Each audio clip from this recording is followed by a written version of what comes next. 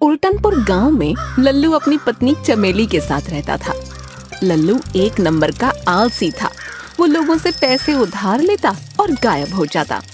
शक्ति शक्ति शक्तिमान, ये आत्मशक्ति है, दुनिया बदल सकती है, फूलों में ढल सकती है, शोलों सी जल सकती है, होता है जब आदमी को अपना ज्ञान, कहलाया वो शक्ति शक्ति शक्ति शक्तिमान। तभी रास्ते में उसे एक पंडित दिखाई देता है जो लोगों की हस्तरेखाएं देख रहा होता है। बदले में लोग उससे पैसे दे रहे थे। है? अरे ये तो बहुत बढ़िया धंधा है। इसमें तो हमारे दादा दादी, मामा चाचा फूफा सबका कर्जा उतर जाएगा। इसमें साला करना ही का है, लोगों का हाथ ही तो देखना है। इतना तो मैं भी लोगों को टोपी पहना सकता हूँ। इतना बोलकर लल्लू तुरंत अपने घर निकल जाता है। चमेली, अरे ओ चमेली, चले जल्दी बाहर आओ। कहाँ मर गई? अरे आ रही हूँ। आप तो काम की तलाश में गए थे। अरे वो सब छोड़ो, मुझे एक वो क्या कहते हैं अंग्रेजी में, फंटेस्टिक आइडिया आया है। ओहो, बड़ी अंग्रेजी झाड़ रहे हो। हंसना बंद करो, जल्दी बताओ वापस क्यों आए। ज्यादा टपर टपर मत कर, ध्यान से मेरी सुन। कोई साड़ी है लाल रंग की? साड़ी तो ऐसे मांग रहे हो, कभी दिलाई भी है लाल रंग की साड़ी आपने? अरे वो सब छोड़, एक काम कर, एक लाल रंग की चद्दर दे दे।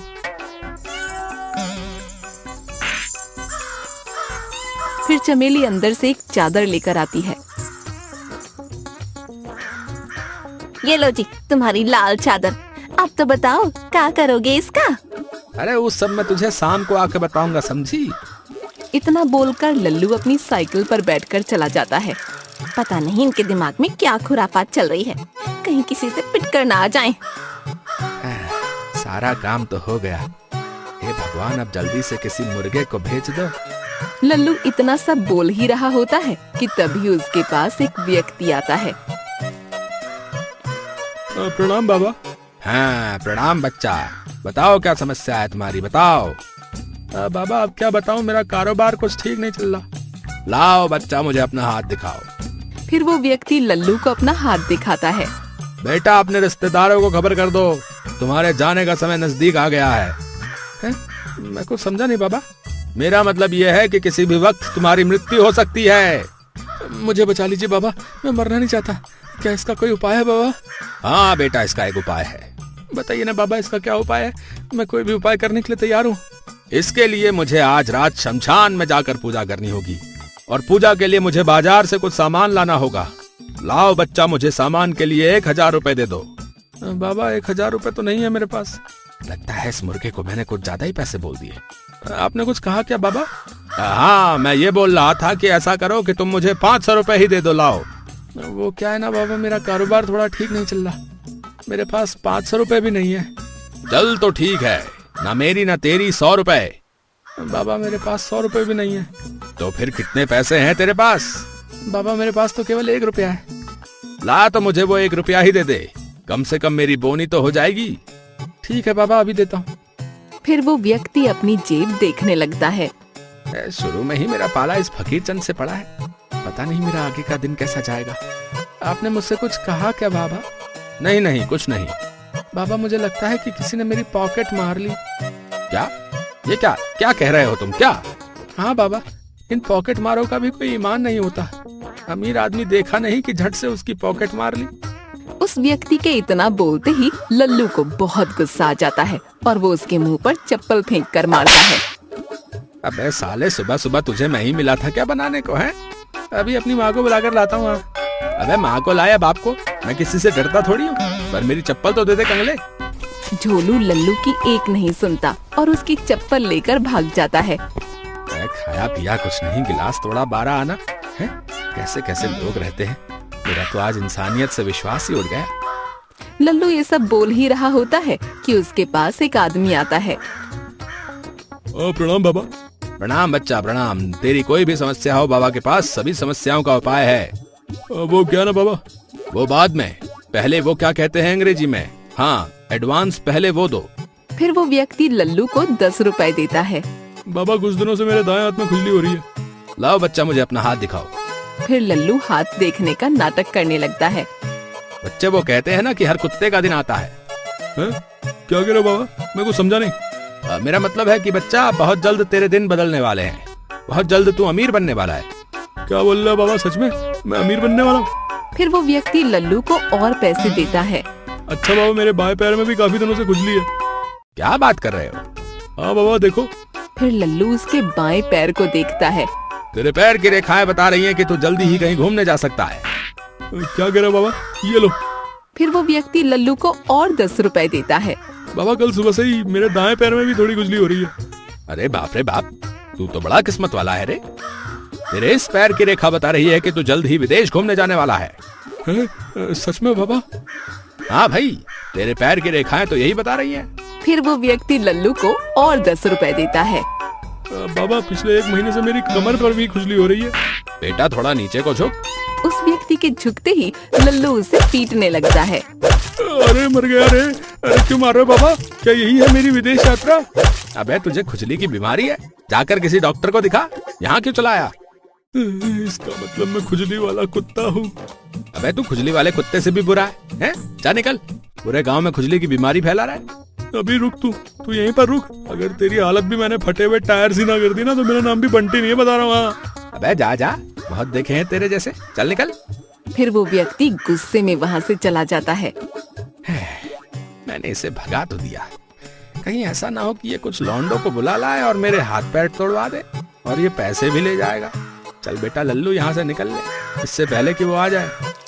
इतना बोलकर लल्लू अपनी साइकिल पर बैठकर अपने घर की ओर निकल जाता है। चमेली और चमेली, तनिक बाहर तो आओ, देखो हम तुहार लिए क्या लाए हैं। आ रही हूँ। आप तो शाम को आने वाले थे, तो आप इतनी जल्दी कैसे आ गए?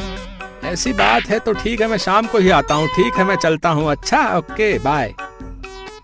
अरे नहीं, मैं तो ऐसे ही बोल रही थी। आप कुछ लाए हो मेरे लिए?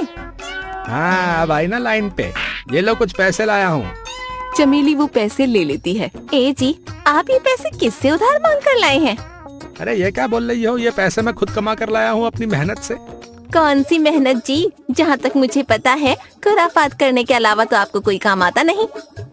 पागल औरत, मेरा दिमाग खराब मत कर। अगर पैसे नहीं चाहिए तो ला वापस कर मुझे। नहीं नहीं, मैं तो ऐसे ही मजाक कर रही थी। तभी बाहर से आवाज आती है। अरे लल्लू, अरे ओ लल्लू। अरे इस वक्त कौन आ गया? अरे और कौन होगा, वही होगा जमींदार टन सिंह। जमींदार का नाम सुनते ही लल्लू डर जाता है। अरे ये कहाँ से मर गया? आप चमेली मुझे कहीं छिपा दे। ऐसा करो जी, आप इस खटिया के नीचे छिप जाओ।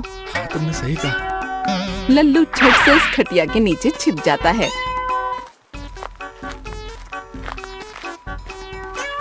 अरे चमेली, मैं इतनी देर से आवाज लगा रहा हूँ, कोई जवाब क्यों नहीं दे रही हो? और ये बताओ कि लल्लू कहाँ है? जी जी, वो घर पर नहीं है। कहाँ गया है वो? अरे जमींदार जी, आप खड़े क्यों हैं? अब बैठिए ना, बैठिए। चमेली के इतना बोलने पर जमींदार उस खटिया पर बैठ जाता है जिसके नीचे लल्लू छिपा था।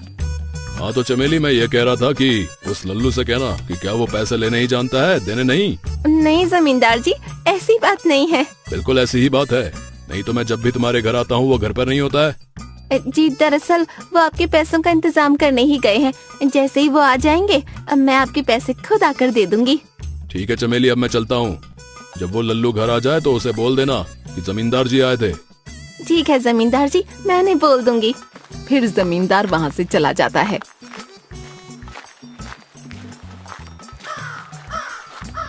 देखा चमेली, मैंने कैसे उस जमींदार का पागल बनाया है। आपने या मैंने? हाँ हाँ तुमने। आप तो रोज कहीं ना कहीं चले जाते हो, आपके पीछे मुझे निपटना पड़ता है इन लोगों से। अरे गुस्सा क्यों करती है? अभी कुछ दिनों की तो बात है, मैं इन सब का कर्जा चुका दूंगा। हाँ अरे कुछ दिन की बात छोड़ो, अभी थोड़ी देर में देखना लाला भी आने वाला होगा। अरे तुम परेशान क्यों होती हो? हैं? देखना मैं उस लाला के बच्चे को कैसे गोली देता हूँ। उसे भी पता चल जाएगा कि लल्लू आखिर क्या चीज है। क्यों जी, आप ऐसा क्या करने वाले हो? वो तो तुम तभी देखना। अब ऐसा करो, मेरे लिए कुछ खाने को ले आओ, मुझे बहुत जोर की भूख लगी है। खाने के नाम पर घर में गंदे अंडे रखे हैं, कहो तो वही उबाल कर ले आऊं? गंदे अंडे से क्या मतलब है तुम्हारा? जी मेरा मतलब है कि हमारी मुर्गी ने इस बार गंदे अंडे दिए हैं। रुकिए मैं आपको दिखाती हूँ।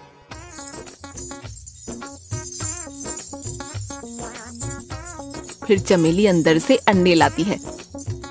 ये देखिए कितने गंदे हैं। अरे हाँ चमेली, तुम तो सही कह रही थी। चलो कोई बात नहीं, तुम इन अंडों को साफ करो और मैं मुर्गी को साफ करके आता हूँ। चमेली अंडों को लेकर रसोई में चली जाती है। मैंने चमेली को बोल तो दिया, लेकिन मैं मुर्गी को कैसे साफ करूँ? तभी लल्लू को एक तरकीब सूझती है। वो मुर्गी को लेकर तालाब के पास जाता है। आज तुझे इतना साफ करूंगा कि तू खुद को भी नहीं पहचान पाएगी। इतना बोलकर लल्लू मुर्गी को तालाब में डुबकी लगवाने लगता है। इसको नहला तो दिया, अब इसको सुखाऊं कैसे? लल्लू इतना सोच ही रहा होता है कि तभी उसके दिमाग में खुराफाती तरकीब आती है। अरे हाँ, क्यों ना इसको मैं निचोड़ दूं, इससे ये जल्दी सूख जाएगी। लल्लू जैसे ही मुर्गी को निचोड़ता है वो मर जाती है। मेरी मुर्गी, अरे मेरी मुर्गी मर गई, अब मेरा क्या होगा? मेरी मुर्गी। लल्लू रोते हुए घर आता है। क्या हुआ जी, आप रो क्यों रहे हैं? और हमारी मुर्गी को किसने मारा? फिर लल्लू चमेली को सारी बात बताता है। अरे आपके अंदर थोड़ा बहुत दिमाग है कि नहीं? वो दोनों आपस में बात कर ही रहे होते हैं कि तभी वहाँ लाला आ जाता है। अरे क्या बात है लल्लू, तेरे घर से इतना शोर हो रहा है। लाला को देखकर वो दोनों रोने का नाटक करने लगते हैं। क्या हुआ भाई लल्लू, तुम रो क्यों रहे हो? लाला जी अपने आप को संभालो लल्लू, और मुझे आराम से बताओ क्या बात है। लाला जी, मैंने सोचा था कि बाजार में अपनी मुर्गी बेचकर आपके पैसे लौटा दूंगा, लेकिन मेरी मुर्गी मर गई। इतना बोलकर लल्लू जोर जोर से रोने लगता है। अपने आप को संभालो लल्लू, तुम मेरे पैसों की फिक्र मत करो, मेरे पैसे तुम बाद में लौटा देना। इतना बोलकर लाला जाने लगता है। तभी लल्लू उससे बोलता है, लाला जी कृपया मुझे 500 रुपए और दे दीजिए, मैं उन्हें बाकी के पैसों के साथ लौटा दूंगा। बस कर लल्लू, अब रुलाएगा क्या? 500 रुपए दे देता है। लल्लू, अगर तुझे और किसी चीज की जरूरत हो तो मुझसे मांग लेना बेटा। इतना बोलकर लाला वहाँ से चला जाता है। देखा चमेली, थोड़ी सी एक्टिंग करने पर लाला भी हमें पैसे देकर चला गया है। वो सब तो ठीक है, लेकिन अब इस मुर्गी का क्या करोगे? मेरे पास इसका भी इलाज है। तुम इस मुर्गी को अच्छे से साफ करो, मैं थोड़ी देर में आता हूँ। पर आप क्या करना चाहते हो? अरे तू देखती जा बस, मुर्गी भी बेकार नहीं जाएगी और आज शाम की दावत भी हो जाएगी। मैं नहीं खाने वाली ये मरी हुई मुर्गी। अरे तुझे खिला भी कौन रहा है? मैं जितना बोल रहा हूँ ध्यान से सुन। फिर लल्लू चमेली के कान में कुछ कहता है। ठीक है जी, जैसा आपने कहा मैं बिल्कुल वैसा ही करती हूँ। ठीक है, तो तैयारी कर, मैं थोड़ी देर में आता हूँ। इतना बोलकर लल्लू बाहर चला जाता है।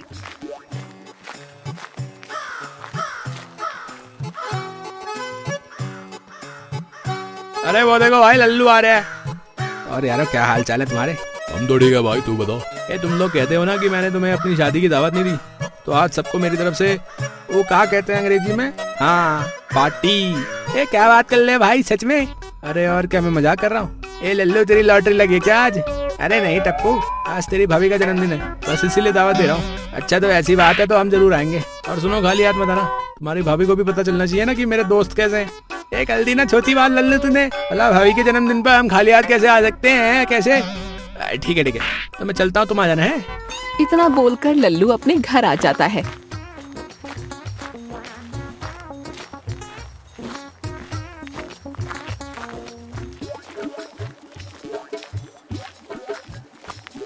क्या हुआ जी, दावत पर आने के लिए मान गए आपके दोस्त? क्यों नहीं मानेंगे? अरे जब भुक्कड़ों का पूरा मोहल्ला उजड़ा होगा तब जाकर मेरे दोस्त पैदा हुए होंगे। हाँ, तुम जाकर खाने की तैयारी करो, वो कभी भी आ सकते हैं।